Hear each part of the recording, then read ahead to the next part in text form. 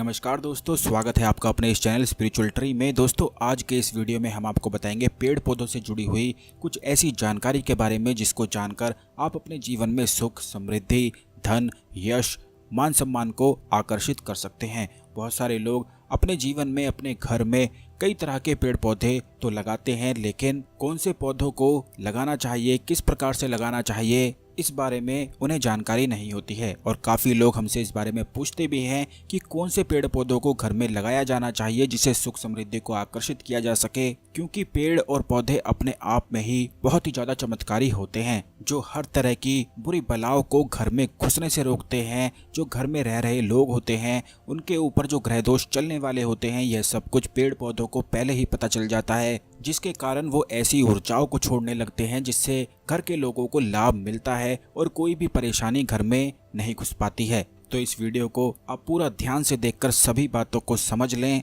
कि किस तरह से कौन से पेड़ पौधों को घर में लगाना चाहिए, क्या विधि है और किन चीज़ों का ध्यान रखना चाहिए। सबसे पहला जो पौधा है वह है तुलसी का पौधा। यह एक ऐसा पौधा है जो सभी के घरों में निश्चित तौर पर मिलता है और बहुत सारे लोगों की ये आदत होती है कि इस पौधे का बिल्कुल भी ध्यान नहीं रखते हैं, ऐसे ही किसी भी दिशा में इस पौधे को लगा देते हैं। तो दोस्तों, आप इस बात का ध्यान रखें कि तुलसी का पौधा केवल ईशान कोण में अगर आप लगाते हैं तो यह लक्ष्मी स्वरूपा बन जाता है। और यही पौधा अगर आप अपने घर के मुख्य दरवाजे में आंगन पर लगाते हैं तो इससे घर में कोई भी बुरी बलाएं, नकारात्मक ऊर्जाएं घर में प्रवेश ही नहीं कर पाती हैं, क्योंकि इस पौधे को देखते ही सभी बुरी बलाएं, नकारात्मक ऊर्जाएं तुरंत ही भाग खड़ी होती हैं। नकारात्मक ऊर्जाओं को जिनको दुख पसंद होता है उन्हें यह पौधा बिल्कुल भी पसंद नहीं होता है और इस पौधे को देखते ही वो तुरंत भाग जाती हैं। तो आपको ऐसी व्यवस्था करनी चाहिए कि अपने घर की खिड़की पर इसे लगाना चाहिए, घर के मुख्य दरवाजे पर लगाना चाहिए,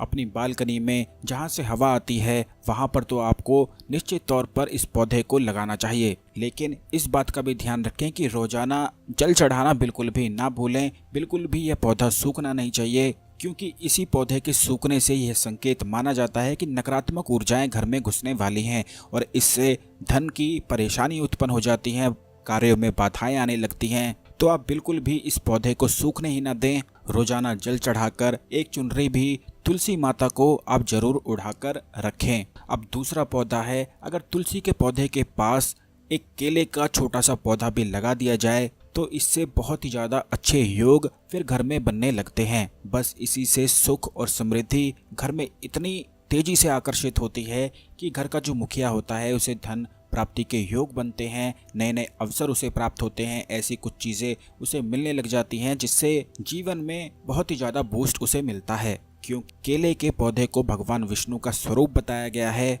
और यही वो पौधा है जो आपके जीवन में गुरु ग्रह को बलवान बनाता है। गुरु ग्रह किस्मत का ग्रह माना जाता है। जिस भी घर में केले का पौधा होता है उस घर में सभी लोग प्यार से रहते हैं और बिल्कुल भी लड़ाई नहीं करते हैं। बहुत सारे लोगों की यही परेशानी रहती है कि उनके घर के जो लोग हैं वो आपस में बिल्कुल भी प्यार से नहीं रहते हैं, आपस में इतना लड़ते रहते हैं कि एक दूसरे से ही दुश्मनी का स्वभाव करते रहते हैं। तो आपको इस बात का बेहद ही खास ध्यान रखना है कि तुलसी के पौधे के साथ एक केले का पौधा भी आप जरूर लगा दें और दोनों ही पौधों की देखभाल करना शुरू करें, क्योंकि जो कोई भी व्यक्ति इन दोनों पौधों की देखभाल करता है ये दोनों पौधे मिलकर फिर उस व्यक्ति की देखभाल करते हैं। यानी कि उसके जीवन में जो भी कोई संकट आने वाला होता है उन पेड़ पौधों को पहले ही पता लग जाता है और वह सभी संकट को तुरंत ही मिटा देते हैं। बहुत सारे लोग इस बारे में नहीं जानते हैं, लेकिन हर एक पेड़ पौधा अपने आप में ही दिव्य शक्तियों को छुपाए बैठा है और आयुर्वेद में तो इन सभी पेड़ पौधों को बिल्कुल पूजनीय माना गया है, पूजनीय बताया गया है। हर एक पौधा, हर एक पेड़ जितने भी इस पृथ्वी पर मौजूद हैं वो कोई ना कोई उपयोग के लिए ही प्रकृति ने बनाए हैं। तो इन सभी चीज़ों को जानना और समझना बहुत ही ज़्यादा जरूरी होता है और अगर घर में इन्हीं पेड़ पौधों को लगाया जाता है तो इससे सुख समृद्धि निश्चित तौर पर आती है। अब दोस्तों, तीसरा पौधा है शमी का पौधा। आपको बता दें ये है एक ऐसा पौधा है कि जो कोई भी व्यक्ति अपने जीवन में अगर डिप्रेशन का शिकार हो जाता है, टेंशन में बहुत ज़्यादा पड़ता है, तो उसे शमी के पौधे के पास बैठकर समय गुजारना चाहिए। यह एक ऐसा पौधा है जो पूर्ण रूप से नेगेटिविटी को, टेंशन को, डिप्रेशन को हर लेता है और ये आप खुद भी प्रैक्टिकल बिल्कुल करके देख सकते हैं कि जो भी व्यक्ति आपके घर में ऐसा हो जो मानसिक परेशानी से परेशान रहता हो, जिसे बहुत ज़्यादा टेंशन होती हो, डिप्रेशन में पड़ जाता हो, बस उसके साथ यह वीडियो शेयर कर दें और वह अगर शमी के पौधे के पास बैठना शुरू कर देगा तो बस कुछ ही दिनों में वो पौधा ही उसकी सभी नकारात्मक ऊर्जाओं को, उसकी सभी टेंशन को, डिप्रेशन को हर लेगा। क्योंकि शमी का पौधा शनिदेव को बहुत ही ज़्यादा अधिक प्रिय है और जो कोई भी व्यक्ति शमी के पौधे की सेवा करता है उसे तो निश्चित ही बहुत ही अधिक लाभ मिलता है। शमी के पौधे अपने आप में ही एक दिव्य ऊर्जाओं को छुपाए होते हैं। आपको बता दें कि जो शमी के पौधे में जो कांटे होते हैं वो इस तरह से ऊर्जाएं छोड़ते हैं जो हर तरह की बुरी बला को, नकारात्मक ऊर्जाओं को नष्ट करने में सहायक होते हैं। और जो शमी का फूल होता है यह तो अपने आप में ही बहुत ही ज़्यादा चमत्कारी होता है। शमी के फूल के बहुत ही ज़्यादा प्रयोग भी किए जाते हैं, वशीकरण में भी किए जाते हैं और ग्रह दोष निवारण में भी होते हैं, जो हम आने वाले वीडियोज़ में ज़रूर ही आपके साथ शेयर करेंगे।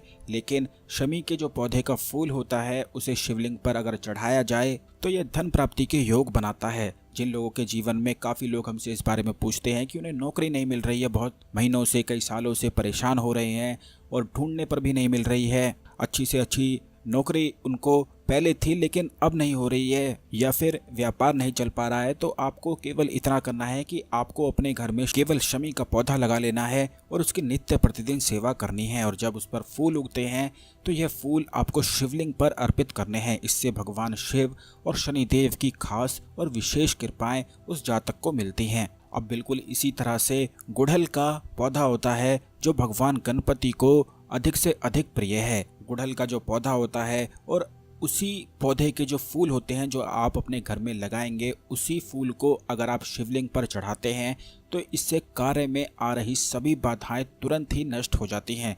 बहुत सारे लोगों के जीवन में ऐसी सिचुएशन आती है कि उनके बनते बनते कार्य बिगड़ से जाते हैं और उन्हें बिल्कुल रुकावट सी महसूस होती है। तो जब भी आपको ऐसी स्थिति मालूम पड़ती है तो आप अपने घर में ही मौजूद गुड़हल के पौधे में से एक फूल तोड़ लें और शिवलिंग पर चढ़ा दें। इतना करने मात्र से ही आपका जो कार्य रुका हुआ है वह निश्चित तौर पर हो जाएगा और यह आप प्रैक्टिकल खुद भी करके देख सकते हैं। लेकिन आपको इस बात का ध्यान रखना है कि यह पौधा केवल आपके घर का ही होना चाहिए, क्योंकि जो घर के पौधे होते हैं अगर यही फूल, यही पत्तियां चढ़ाई जाती हैं तो यह दुगनी तेजी से 1000 गुना असर दिखाती हैं। इसी तरह से बेल वृक्ष माना गया है।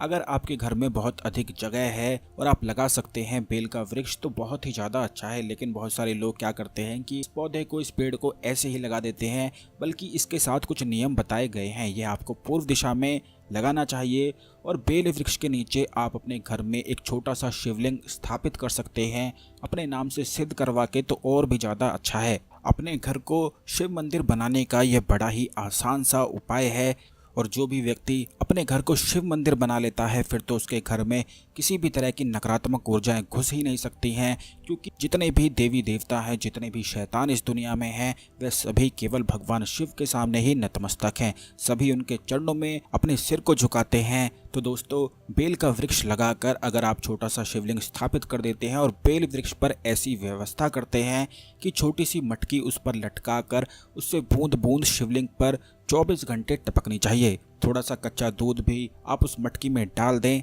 ऐसा करने से सभी कष्ट, सभी दोष जितने भी घर में मौजूद होते हैं, जितना भी वास्तु दोष हो, चाहे कितनी भी बुरी बलाएं ही क्यों ना हो, वह भी डर के भाग खड़ी होती हैं। लेकिन इस वृक्ष को लगाने के बाद कुछ नियम होते हैं जो शिवलिंग के साथ फिर मानने पड़ते हैं कि आपको रोजाना ही जल अभिषेक करना है। इसलिए इस उपाय के लिए परम शिव भक्त होना बहुत ही ज़्यादा जरूरी है।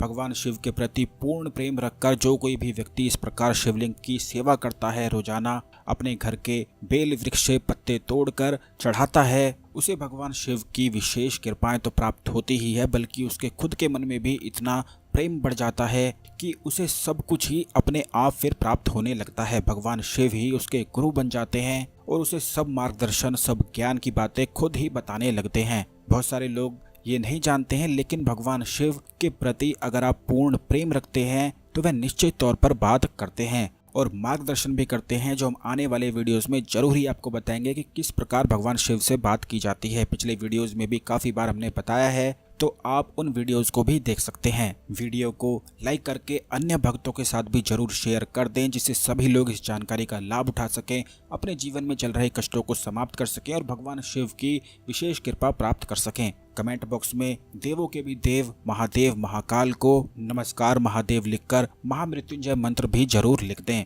क्योंकि इसी मंत्र को पूर्ण भक्ति के साथ जो कोई भी व्यक्ति लिखता है, संपूर्ण बाधाएं तुरंत ही नष्ट हो जाती हैं। और चैनल को जरूर सब्सक्राइब कर लें, बेल बटन दबा दें, जिससे आने वाले सभी ज्ञानवर्धक वीडियो आपको समय पर और सबसे पहले मिलते रहें।